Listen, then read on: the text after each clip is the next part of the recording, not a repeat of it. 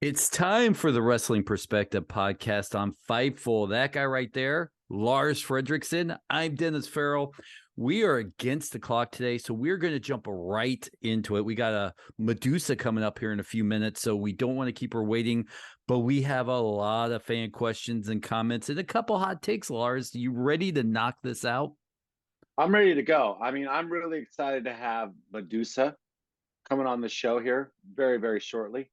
But I'm also very excited about this new thing that we've been doing about getting the questions from the people who watch or listen to the Wrestling Perspective podcast via video or on their favorite place to get podcasts. You've never sounded more old ever in your life than that. You're like that thing you pull out your jitterbug. Get it on your jitterbug. Hey, you know what? You get it on the phony thing. So wrestlingperspective@gmail.com. Make sure you take down that email address. That's where you send your submissions. George P in Michigan wants to know, what is our favorite wrestling memory? Holy Lord. I mean, there's been so many for me. Can you think of one right off the top of your head? I can. I want to say it was like 88, Center Stage, Atlanta, Georgia. I went to see WCW with my Boy Scout troop, and I got to meet Sting and Lex Luger. They both shook my hand. I will always remember that memory until the day I die. Well, I was actually at Center Stage one time when WrestleMania was in Georgia and ROH was doing a show. It's funny that you mentioned that because it just triggered this whole memory about meeting Jim Cornette for the first time. And it was really cool because he was super nice and super gracious with me. And it turns out that, his wife, Stacy, actually was from my hometown, and we sort of kind of knew a lot of the same people. So it was like even that much more special. But I will say that probably one of my favorite all-time wrestling memories is when I went and saw at the Cow Palace. They were doing WWF or WWE, I should say, was doing a house show there, and my dear friend CM Punk started Never a heard of him. riot. Never heard of him, but Never he heard of him. started a riot in that place. It was fucking nuts. It was the Straight Edge Society. I think it was him against Jericho was what the match was supposed to be, and Jericho was super scared and didn't want to walk out there because obviously Punk, but actually, my friend Kevin Gill, who we've had on the show, and it was a commentator for Game Changer Wrestling at one point. He actually filmed it, and you can actually see it on YouTube. Nice. Go look it up when you're done watching this, by the way. Of course, of course. Robert from Fort Hood wants to know, how would you both start a promotion and how would you take it from indies to TV one way? Well, it is a little known fact that I have been a wrestling promoter and a booker at one point in my career. But getting it, I don't know. That would be hard. You would obviously want to start locally. That's kind of what I would think. And I mean, right now though, you can kind of get with the interwebs and everything like that. You can kind of get your promotion seen by many, many different eyes now in today's world. So answering that question, I guess it would just be making that decision of promoting, really. Yeah, I Well, think being on TV and maybe even, I can't speak for any wrestlers, but being signed to major companies right now might be slightly overrated because you can make probably just as much, if not more money on the indies right now. So maybe I'd be happy with a higher brow streaming service. So yeah. thank you, Robert. Don from Brantford, Canada wants to know, if you could both write one song for a wrestler, who would that be? Well, I'm not writing a song, but if Lars, I'm going to say, if I could pick a wrestler for Lars to write a song, oh, this is a good one. You know what? Give me Brody King. Ooh, that would be a good. You know what? Because not only I could probably write this song, but he could be a great singer. I mean, he is a great singer with God's Hate. So, yeah, I mean that could be a match made in heaven or hell, however you want to look at it. Right. I think as far as if I were to take one guy that I would want to do something with, I don't think it would be like one guy. I would want to write a song for a faction. Does that make sense? Oh Like if yeah. I feel like the opportunity is still there, but I think that me and Diener could write a banger for Violent by Design. All right, Diener, you hear it. You're on the clock. Norris Sparks says another podcast that shows no love for Impact Wrestling. Bobby Fish had a match with Josh Alexander, and of course, you guys don't even talk about it. You want to take this one? Well, kind of, because we just had Bobby Fish on here like literally last week. And we talk about Impact a lot. As a matter of fact, that this question was going to come, I have made myself a little list about the Impact wrestlers that we have had on this show. Jessica Havoc, Bully Ray, Brian Myers, Trey Miguel, Scott D'Amore, Jordan Grace, Mac, Swan, and the Good Brothers when they were there. That's just who I could remember. P.D. So Williams. P.D. Williams was a co-host, so not too sure where that question is coming from. I don't know if he's talking about recently or if maybe we don't cover Impact enough. I'm not crazy too sure, but I feel like if we were to count all of the podcasts or all of the interviews that we have done since I've been part of this podcast, I would say the Impact wrestlers or people who wrestled currently at that time when we did the interview I would say the most have been Impact wrestlers. And by the way, we are the podcast that got Killer Cross and Eli Drake fired, by the way, before you came along. But we're not done getting people fired. So you never know who's next. You never know who we can get fired. No. Fernando Zayas says, awesome stream, guys. It's my first time viewing. Thank you for laying in on Fightful. Found the stream insightful. Very entertaining, great interview talking about the Bobby Fish. Thank you, Fernando. Trouble NYC says, Lars is the man, a wrestling fan too. Love it. There you go. Aaron out of Houston says, how would you end Sami Zayn bloodline story if you could end it? Why don't you answer that one first? Because I think that I'm kind of curious to see how you would go about it. So I was just talking actually to PD Williams about this, and I pitched stupid ideas to him because everybody wants to be heard. And Sure. I had said to him, if I'm booking Roman, because PD goes, if who would you book Roman for at WrestleMania? I said, I'd actually start now and book him versus Braun Breaker, right? And it would be Roman wants all the championships and he's going for Braun. Braun calls in the Steiner brothers, who is, his father and uncle. And then you kind of have a bloodline versus bloodline kind of fight. In the process, Sami Zayn flips on the bloodline and costs Roman the championship at WrestleMania. And there you build up a major star without really hurting Roman Reigns. Well, see, here's another thing. It's like there's so many ways that you could go about ending this, but I wouldn't end it anytime soon. As a matter of fact, I would keep it going and I would have something pivotal happen at the WrestleMania. And I would think it would be like a gracious gesture of Roman Reigns maybe interfering on the level of in a Sami Zayn match, right? I don't know how that would look or how that would work, or maybe Roman Reigns whoever Sami Zayn has it, that he somehow gets himself involved to kind of show that he's got loyalty to Sami, right? Because we're still seeing that he's still a little distrustful. Am I correct? Yes. Okay. So you play it on down the line. You could do it a few different ways. You can have the whole bloodline turn on what's his nuts? God damn it! Why Roman Reigns? Thank you.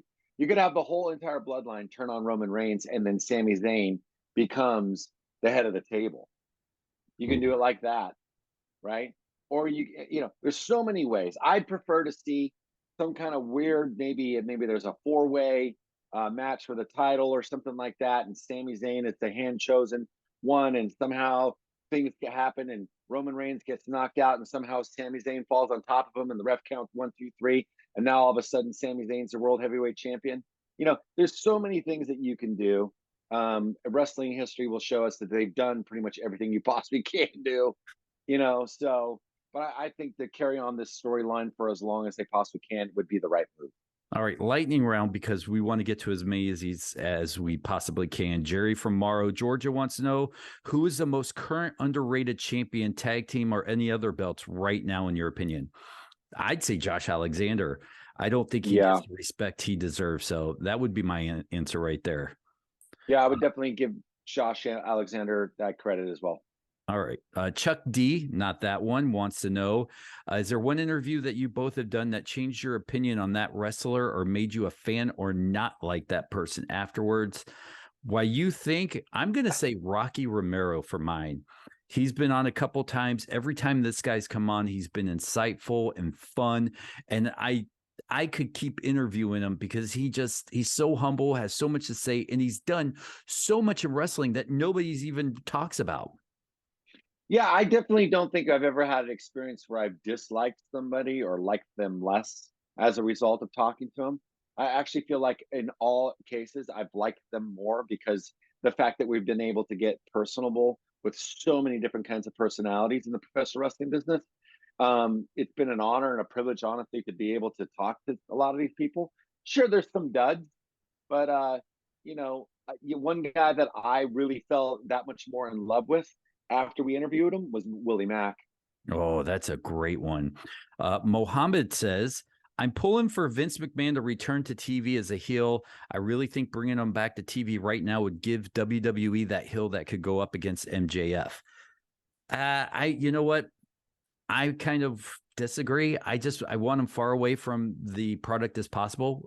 Let this new generation fiddle with it. Let's see what they can do.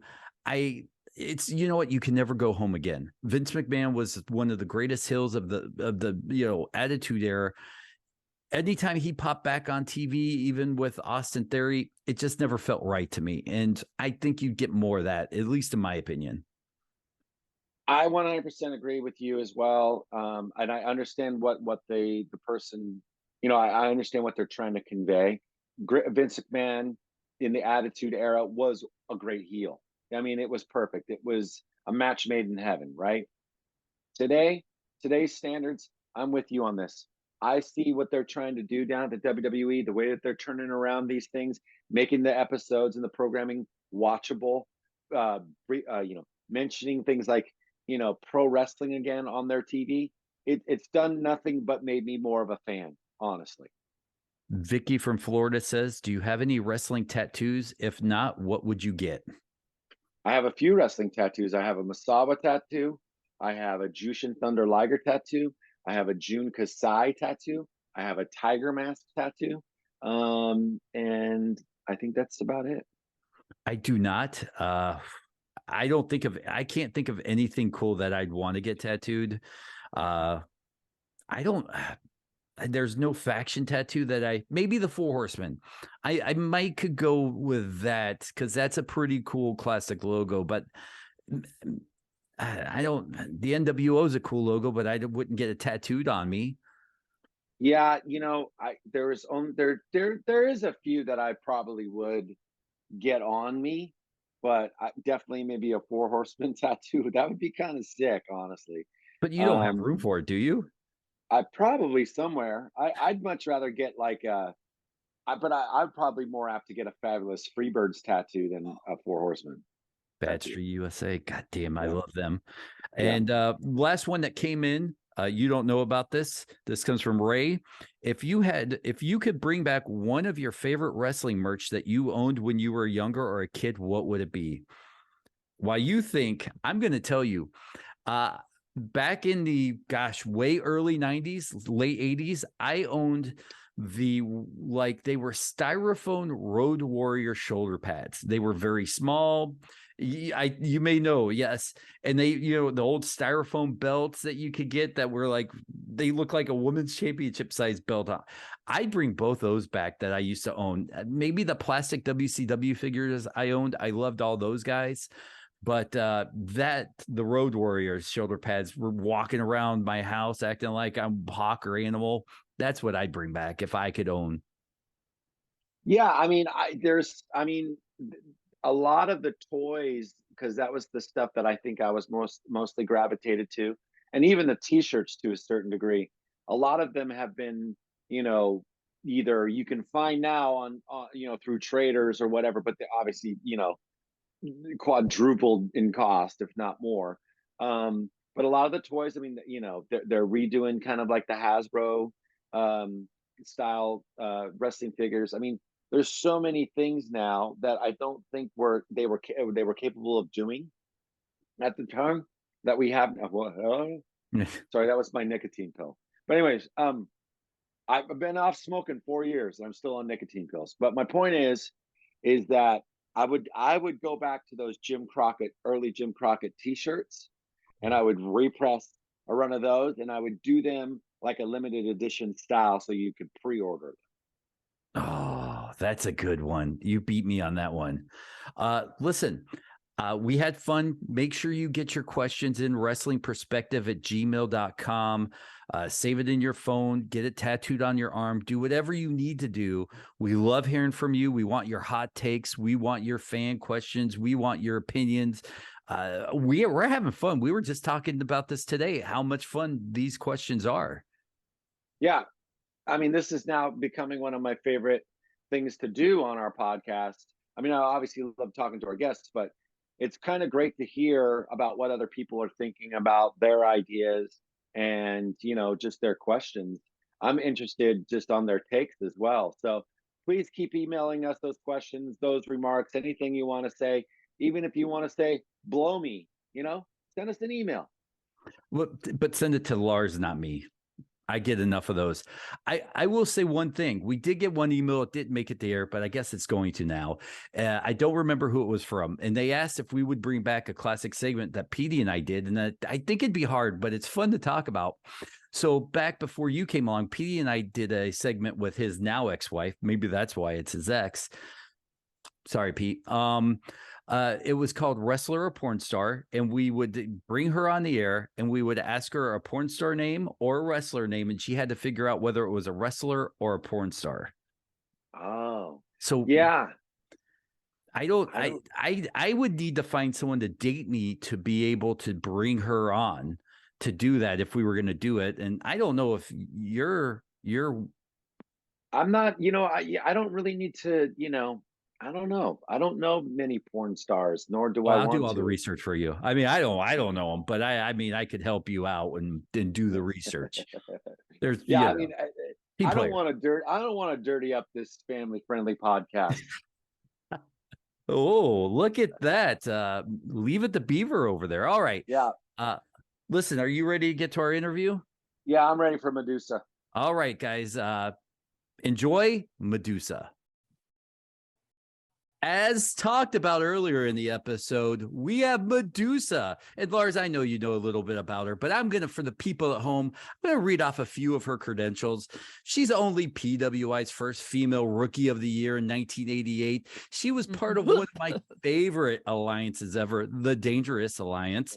She's a 2015 WWE Hall-of-Famer. And by the way, congratulations on the Women's Wrestling Hall of Fame that you were just inducted in 2023.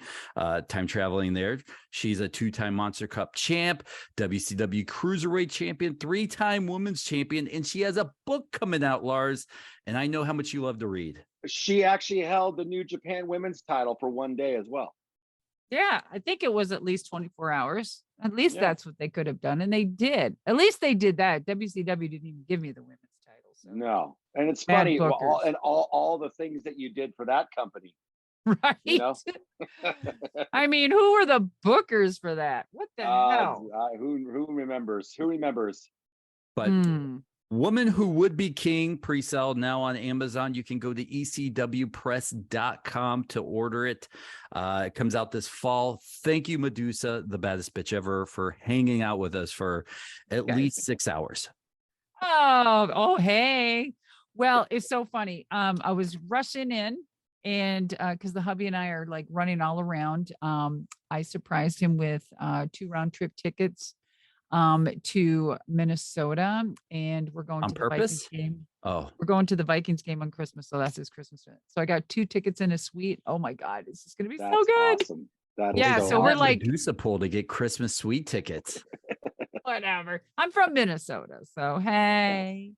Well, that's where you said that first time I ever saw you was AWA programming based out of Minnesota, if I'm not mistaken. Yes, I was really green. I was doing independence. A guy named Kai Michelson actually, my girlfriend was dating him. He was a Hollywood stunt coordinator, and he told me I belong in the entertainment business. And I thought, what a piece of shit he's hitting on me when he's with my girlfriend here, right? And so no, I thought, okay, wait a minute. I'm a big jock. I'm a gymnast. I'm a track and field star. Blah blah blah. I'm like, I could be a Hollywood stunt woman. Hell yeah. And so he's like, no, I was thinking more like pro wrestling. And I just like vomited in my mouth. I'm like, what? Why would you say that? Ew. And so anyway, he kept bugging me. And then that's how that came to fruition. And I was putting myself through nursing at the time. So I was mending bones and I went to break bones actually. And I quit my nursing right before graduation and went into wrestling. What the hell? And then and then that's how that started. And then I got a call from Wahoo McDaniel. Oh God, great story. I got a great story in my book about Wahoo, by the way. Great guy. And he's the one that got me in for a meeting with him and Vern. And that's how I started AWA. That's how I met Paul Heyman. And, I was managing Kurt Hennig and Nick Kaninsky, Calvin Kelly. I mean, great bunch of talent out of AWA. I mean, guys, it's incredible. In fact, I think had some of the greatest talent. I mean, it's like it was the water. It was the water we drank. Actually, we were half frozen half the year anyway. So, but anyway, that's where it all started, man. Yep. How long did it take you to actually fall in love with wrestling or even the industry itself? Well, I mean, I was really good to wrestling. Wrestling wasn't good to me at all.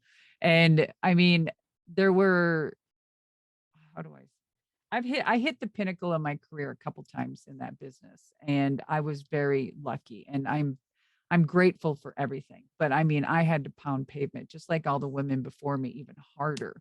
And I had to continue, and I wanted to change the trajectory of women's wrestling, the way they were perceived and not taken seriously. And I mean, I worked so many years just to get my name on the damn marquee. Like whenever you saw, the lineup for the night, you would see everybody's matches, right? The beginning, the mid card, semi, and main event.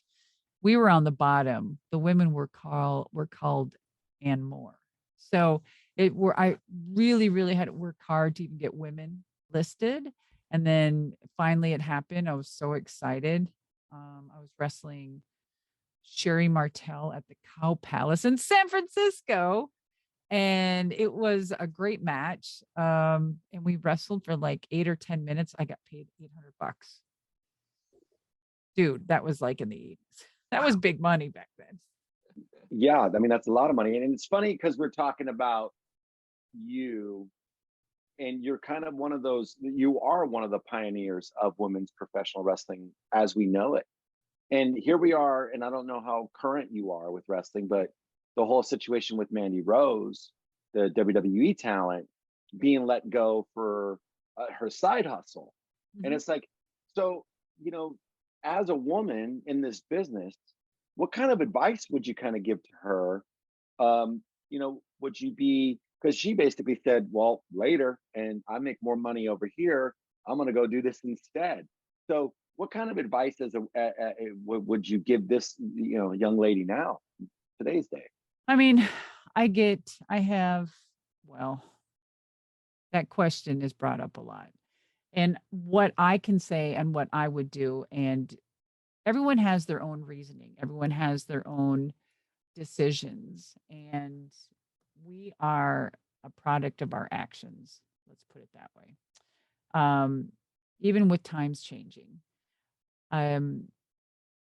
If Mandy chose to be a pro wrestler and sign with WWE and get a second chance by going to NXT and reinventing herself, and she just ignited, like she really came into her own. Like Mandy was like really happening, right? She was doing so good. And it was so beautiful to see. Now, her and I, we get along great. And I feel that if you're under contract and you know what those, you know what the rules are, let's say. And if you want to try to push the envelope, you know what the ramifications are. So I'm not saying what she chose to do was wrong for Mandy, but it was perhaps maybe wrong for the contract. So if you know you're going into the contract and you're signing with a company that has these rules and regulations of what you can do and what you can't do, then you should know the rules, right? On the other hand, with her having her own, whatever it is, her own fan page, right? I think it's great to have side hustles. However, if you're under a contract that owns your likeness, even though you're using a different name, your likeness, and you're being presented in that way where it has effects on what you're doing, a company has every right to, have a standoff meeting and probably communicate with you once or twice and then do what they need to do. I think that, is it a double standard? I mean, is there other things happening? Well, yeah, and that's it sucks. It's bullshit, right?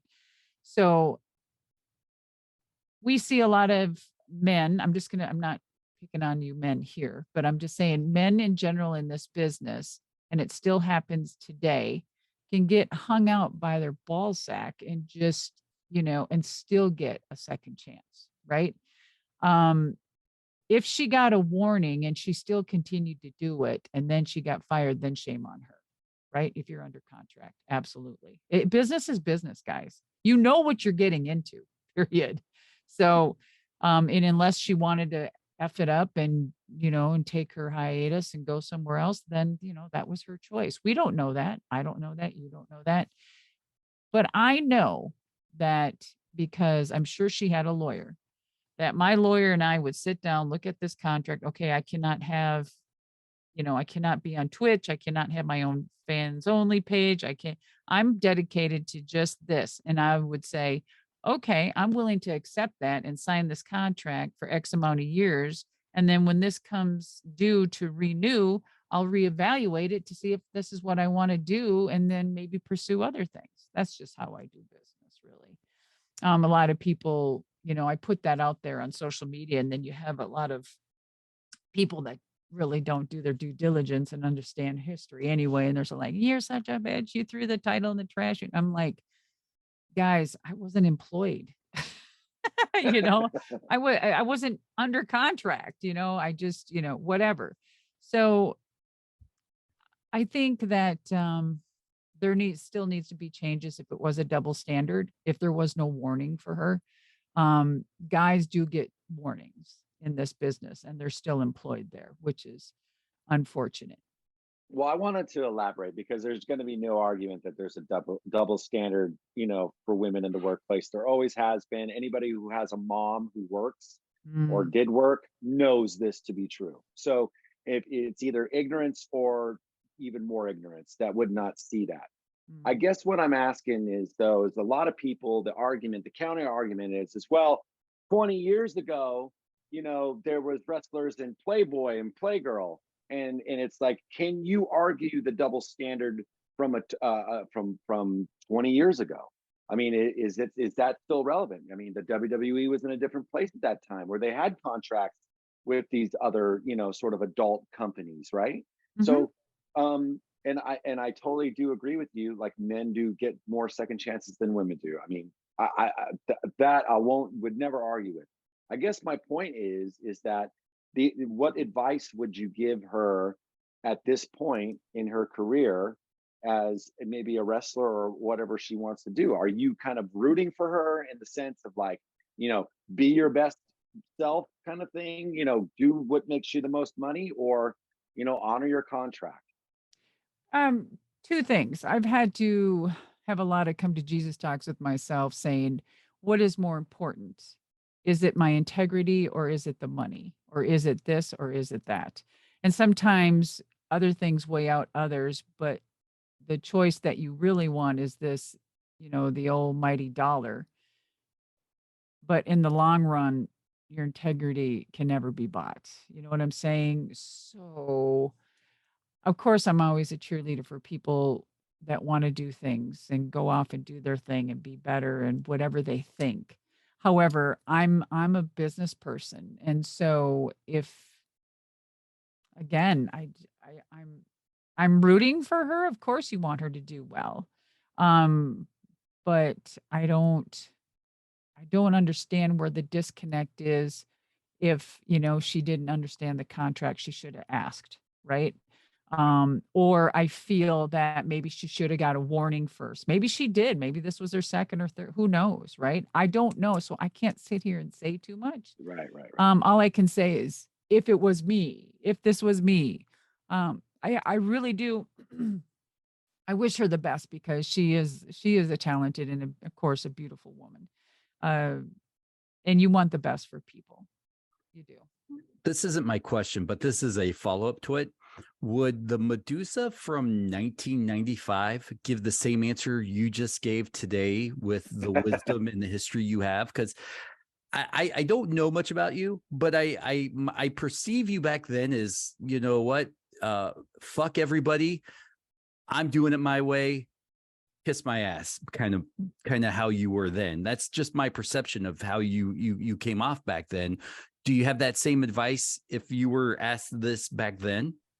I mean, that's a good question, Dennis. I mean, that is my attitude still to this day. However, it's I during that time, that 95 time when that whole title in the trash happened, I wasn't under contract. I was an independent before I even signed. So there's a lot that goes with that, and it's in my book. The whole Okay. story. It's amazing. It's a great story. By the way, in my book, I don't throw anyone under the bus, but I do change a few names.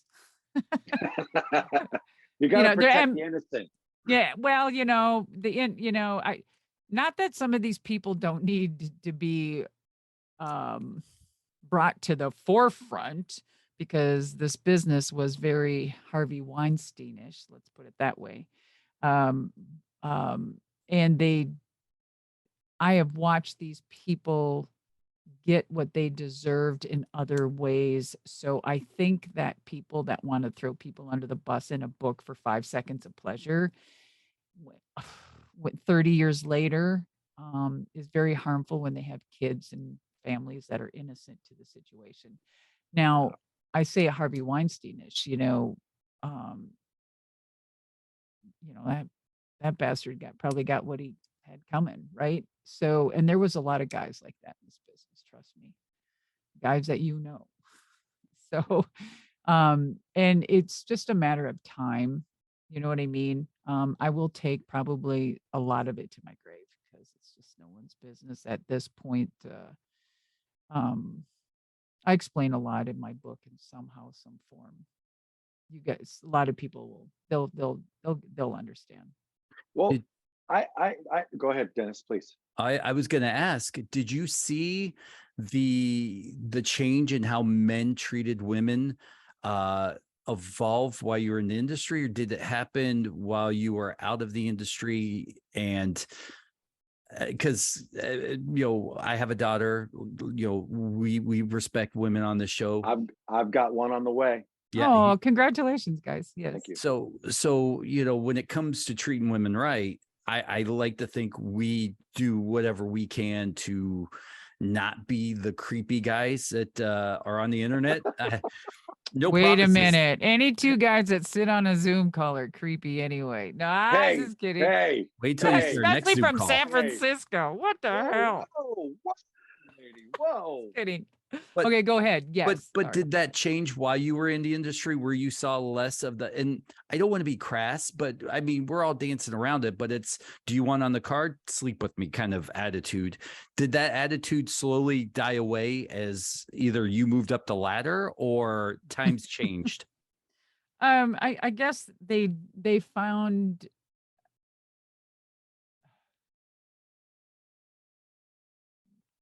let- let's see, with times communications change and words change. And I think they found more eloquent ways to communicate it. So it wasn't so obvious. So back in the day, it used to be all cast and couch bullshit, right? The old words and whatnot.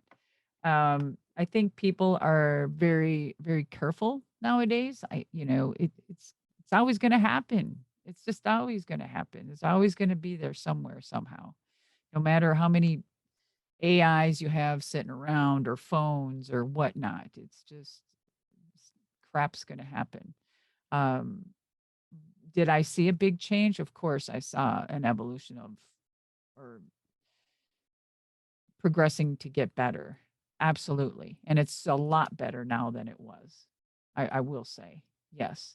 When you have guys shitting in a woman's food and watching her eat it is it's just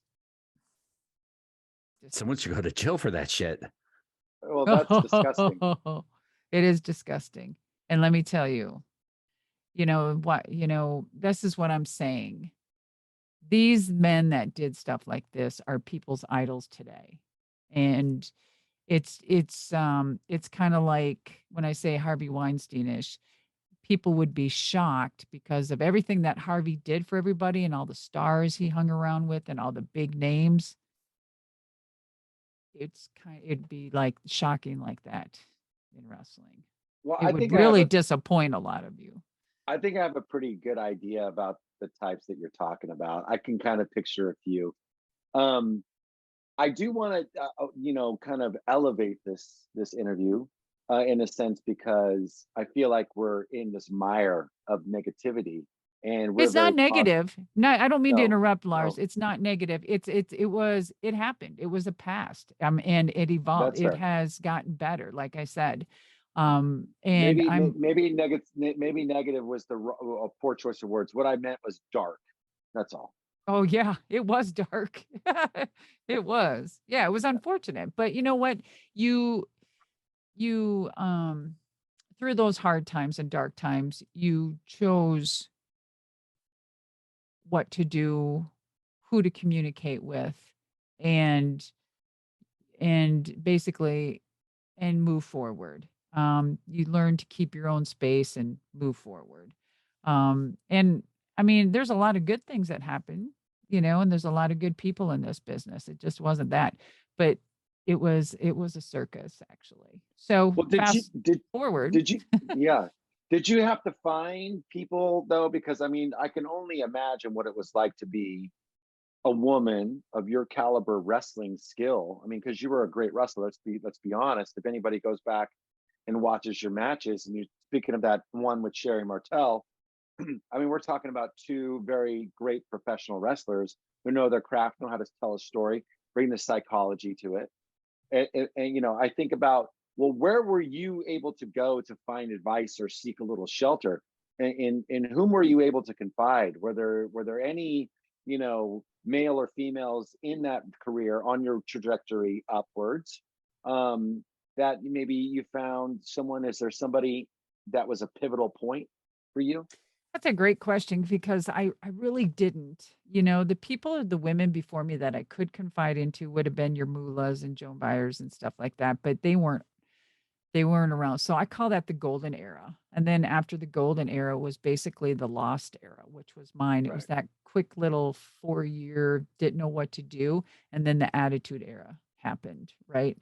And then the divas and then da da da da da. So I think as far as me looking up to, there's two people that I did probably look up to a lot, and that was Ray the Crippler Stevens and Wahoo and AWA. They were complete gentlemen, and I hung around with them, went fishing. I was like the little kid, right? And Paul Heyman, I owe a lot to Paul Heyman. Paul Heyman really, he he did so much for my career. He gave me opportunity. He pushed me out there and kept me in front of the camera and the microphone when I had no business, so green. But it was that trial and error and constant get out there, get out there, get out there, and throwing himself in the mix and having matches with him. And I mean, we're best friends. We're just, best friends to this day. And there's people like that. Absolutely. Um, as far as women, I would say Leilani Kai is so brilliant in this business. Her mind and her psychology is impeccable. Another person that is very good in this business, her mind and psychology, it would blow you away, is Missy Hyatt. If you ever got a chance to speak to Missy Hyatt, her freaking brain, I mean, she goes all the way back from back territories, right? And she has some, I mean, we all have had our um, adversities in life, right? And we overcome them and become a better person. But there's one thing about her business sense was just, it was great working with her too, because she would be on cue, she knew her spot, she was da da da da da. And Sherry Martell, she wasn't really like a technical wrestler. She was more of a brawler. But when it comes to psychology and timing, that woman had everything. Absolutely everything. But I would confide and probably talk to Leilani the most. I mean, that was my era, right? Right. And yeah, I mean, there wasn't. And then fast forward, being thrown back into the mix now, working with WWE under their Legends contract and, intermittently showing up on NXT, working with the girls, go back into the, Evolution pay-per-view. I never thought it would happen. When the business was changing, and it was like around 99, I knew the business was changing when I was thrown in to do these damn evening gown matches and tell me to pants out in a bikini and have to wrestle and have barbecue sauce poured down my chest. And, I was so freaking pissed, and I worked so hard for, to make women's wrestling legit, and just, oh, it was frustrating. But that wasn't me. I power to the women and their choices, because that was the attitude era happening, and it was strong and whatever. And that was then. That's what you had to do. And that's, if you wanted to do it, you did it. I already pounded pavement for, whatever, 18 years prior, whatever. And I just said, I'm done. And plus I got wind that Vince might be buying WCW. So I just said, I'm peace out. This is it. I'm end of my contract. I'm done. And then I got that wonderful call from Mike Weber. He's the COO of Fight TV. And he just said, hey, Deuce, what are you doing? I said, well, I'm out of here because it's a tits and ass show. And I've fallen right into it, bubbling my tits all over the show. So I said, I'm so out. I'm so disgusted. And so that's when he asked me if I wanted to drive monster trucks. So it's like all of a sudden I transitioned from wrestling into monster trucks. And I was like, I'm a gearhead, man. I ride Harleys. I've just, and so I'm like, yeah, okay. Yeah, I'll try it. 20 years later. What the hell? There you are. I know. It's so fun. But you've mentioned, though, now you're kind of popping up on AEW.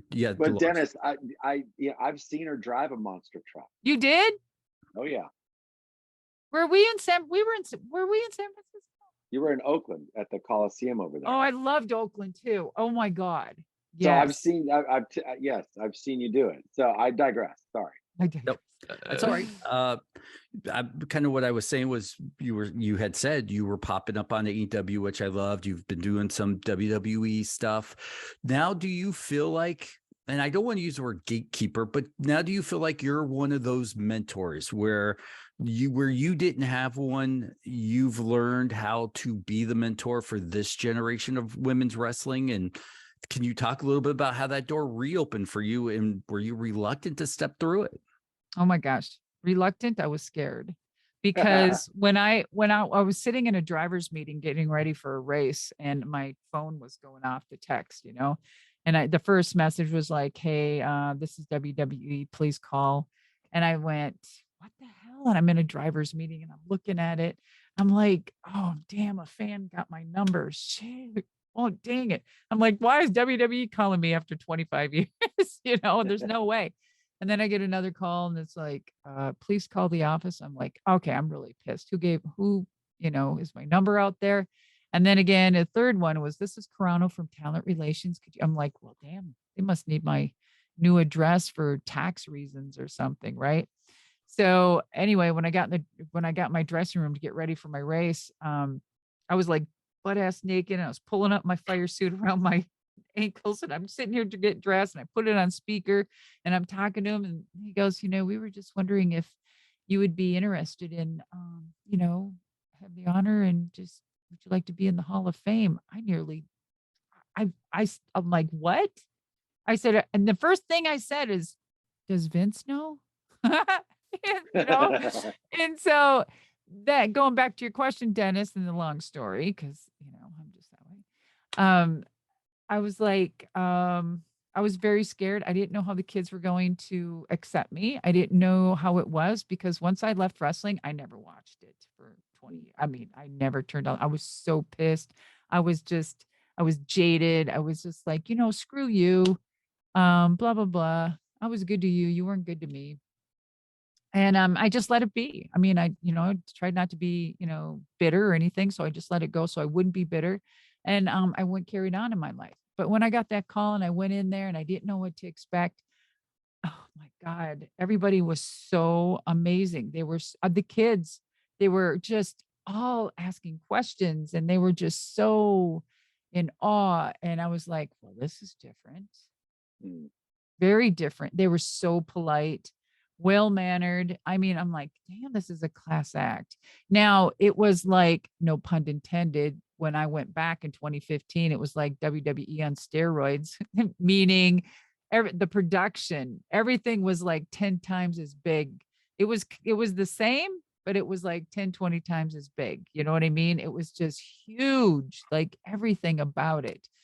From the damn cafeteria that they would have, the spread that they would have, the food, it was amazing. And from the production crew and just the talent and the sewing and the makeup, the 20 makeup artists for these girls. I'm like, what? I didn't even have one. What the heck? And so it's a lot change, and you're just trying to soak this all up. And then you have kids coming up and asking questions. And I just thought it was pretty amazing. And then when they asked me to come back intermittently, I've gained some great relations with these girls, the younger ones. And so I'll get a DM sometimes, Miss, they call me Miss Blayze, Miss Blayze, and I'm like, okay, if you have a minute, this is my thought, something like that. So it's kind of, it makes you feel good. It does, because I never really got that, or had that opportunity. So, yeah, fast forward 20 something years. Yeah, it feels good. My question's probably a simple yes or no answer, but I'm a Maybe. Virgo. Maybe. See, now you're fucking with me. Yeah. So, oh, you're too easy. Okay. Yeah, I know. So I guess, the one thing is like, okay, and I don't want to harp on it too much, but you dropped the belt in the trash can. Oh, here it is. At commercial break, did you grab it back out? Commercial break? No, they actually, it's in my book. But anyway, I will tell you this. Right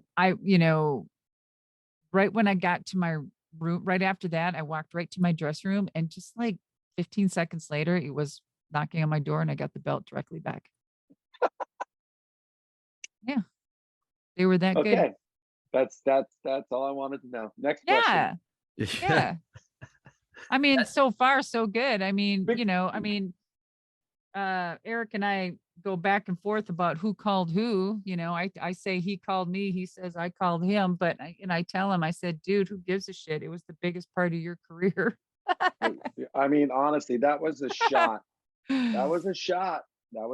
And it's made such a big impact, and for you to be part of that sort of pivotal point in wrestling history, I mean, that was a big effing deal. Like, if it was an end of an era to a certain extent. I don't really want to dwell on it, because I know the subject has been talked about over and over and over. And I know that there's so many other questions me and Dennis want to ask. Dennis. So I gotta give it to Dennis. Dennis, drum roll, please. You know what?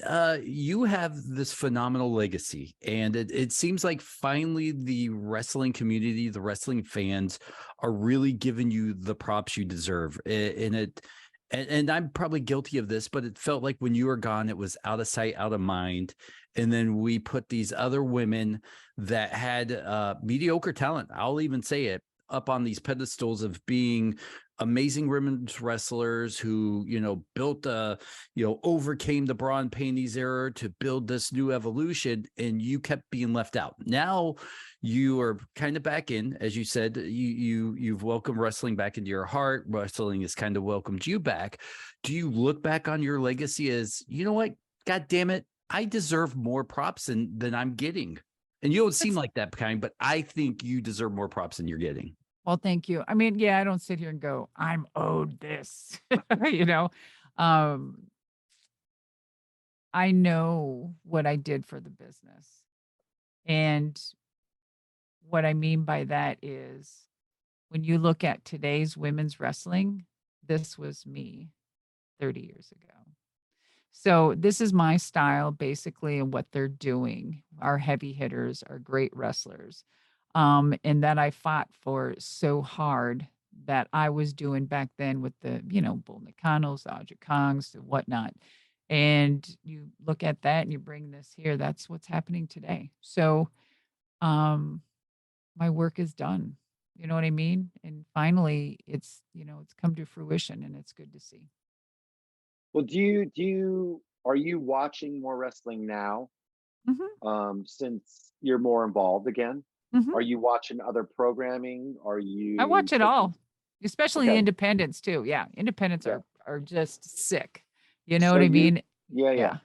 So you're taking notes of people who maybe you think have talent and stuff like that. So what is your opinion of the current state of professional wrestling? Not just the women, but just the whole thing. Well, again, wrestling has its pinnacle points, like every 10, 15 years. And it goes like this. And we've been hitting that pinnacle here for a little bit, like most, this is, the Hulk Hogan era. Remember that big? Oh yeah. Yeah. It rode its way for a while. That's kind of like where we're at, where we've been. And, it's kind of like AEW was WCW. And then you had, the other one, which was ECW, which is, what's the other one? Oh, Impact or yeah. Okay.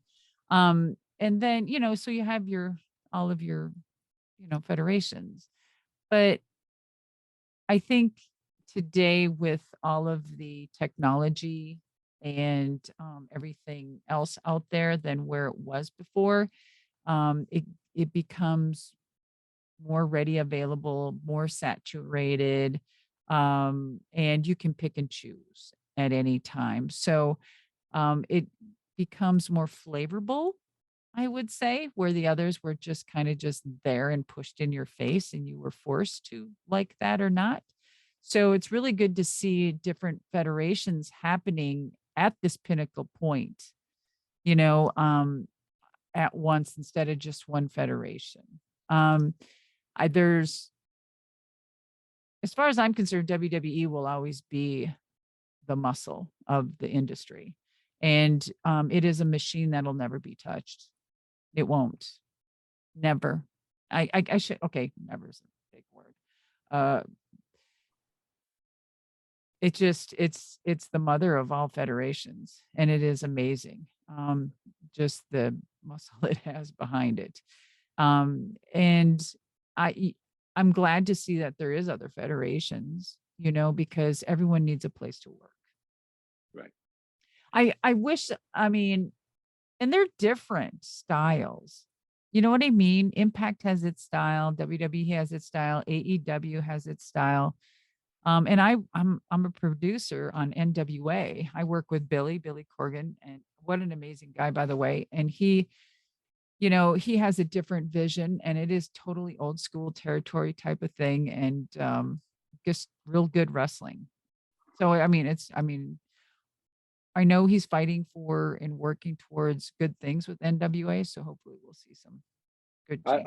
I thoroughly enjoy that programming, so I'm a fan of the NWA. Oh, all right, I'll tell him that. Yes, Yeah. I will see him soon. He should know. I mean, he should know. We've been trying to get him here.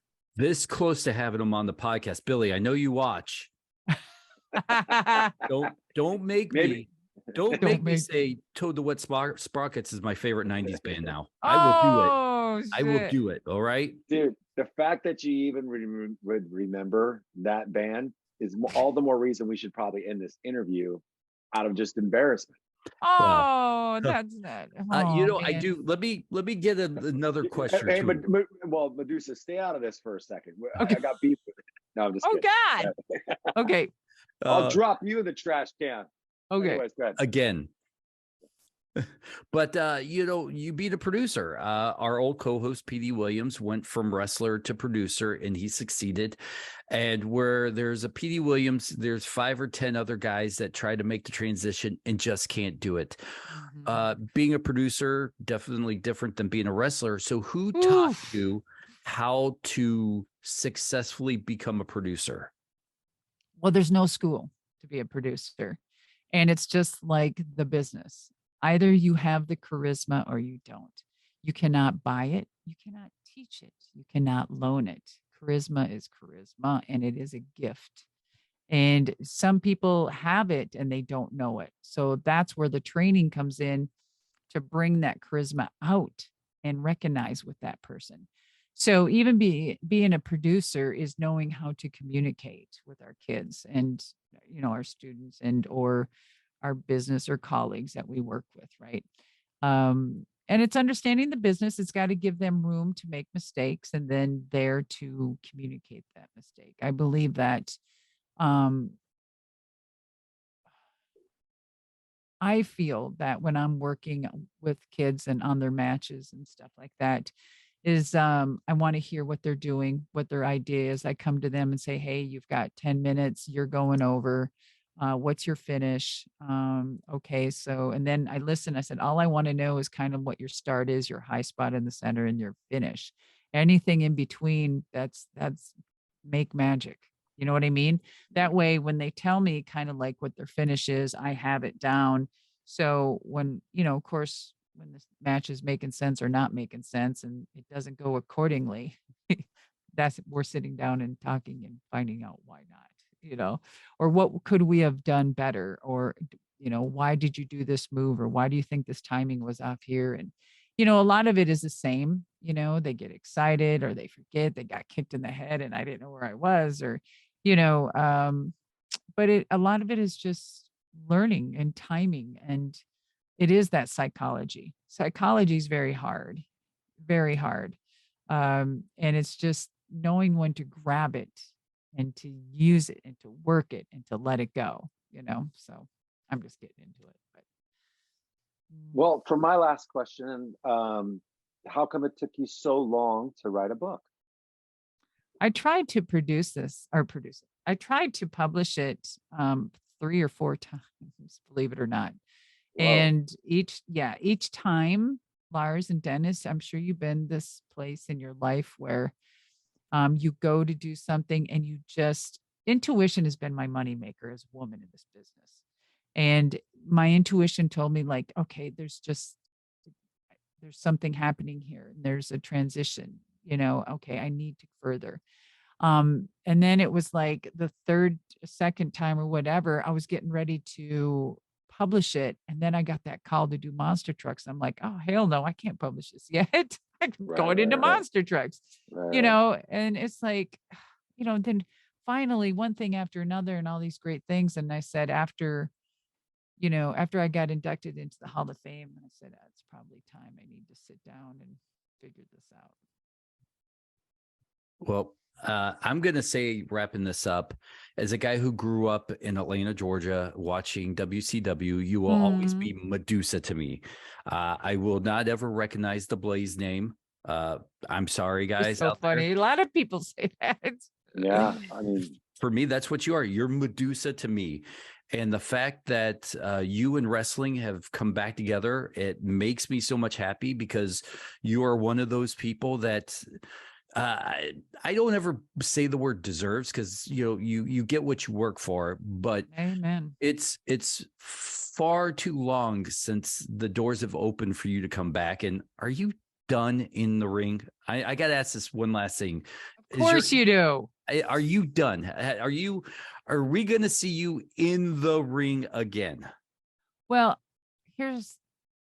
that's my dirt sheet question, by the way. So we This is always all the see headlines. in the Attitude Era, who do we always see coming back? It's always Lita and Trish. I'm right. I'm pretty burnt out over them. I love them dearly. They're colleagues of mine, and I think they're great.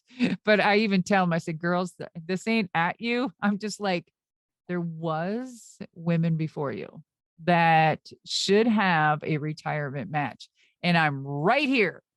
So that's all I'll say. Dirt sheets, pick that up, and let's get that out right now. Yeah, they always talk a hot game, but I don't know. Well, you'll always be Madusa to me too. So. Well, thank you guys. I appreciate it. I do, and thank you so much for having me. And it's always good to, voice, and open up. And hold on a second. Well, while you do that, I'm going to say, make sure you go out and get her book, Woman Who Would Be King, pre-sale out now, as we said, on Amazon. You can go to ecwpress.com. Make sure you order it. I think fall is when it comes out, if I'm not mistaken. March of 2023. Okay. Yes, and it is out on Amazon right now. And Paul Heyman wrote the foreword. That should be good. I'm going to actually pre-order that right now after we're done. Well, no, I mean, because if you can't see, but I have a lot of wrestling books. I have. You do? You're a reader. I love to read, dude. Oh my God. Those are all wrestling books? Yes. I mean, I've been a fan since I was 10 years old, and really, fortunately growing up in the Bay Area, we got AWA, we got WWF. When TBS, we had NWA, we had Polynesian Pacific because, on the UHF, we had Portland, we had UWF, we had Glow, we had, on Saturdays. I mean, on Saturdays, you had 11 hours filled with, you had the Mid-South stuff, whatever, the UWF at the time or whatever it was, but Bill Watts's territory. So, and I'm a super fan. I mean, that's, if there's anything I love more than punk rock, it's pro wrestling. So how'd you get into music? Why? Because why? Listen to me. Yeah, why? Why?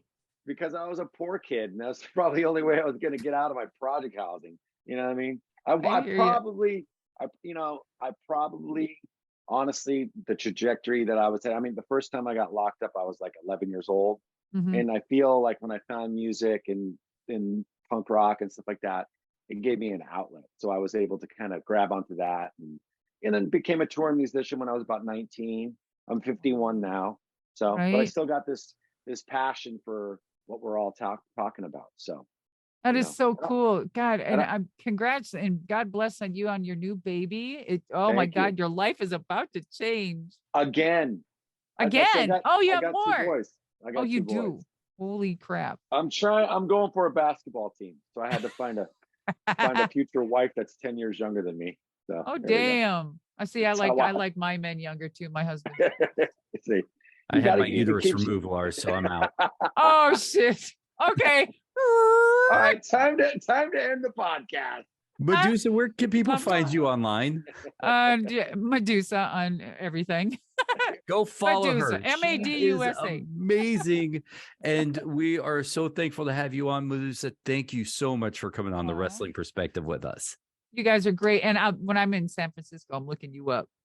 I feel like the Brady Bunch. And here's a story about a man named Brady. All right, we're ending it now. Okay. For everybody at home, the show's over. We're saying goodbye. Our goodbyes off the air. We'll see you later. See you. Bye.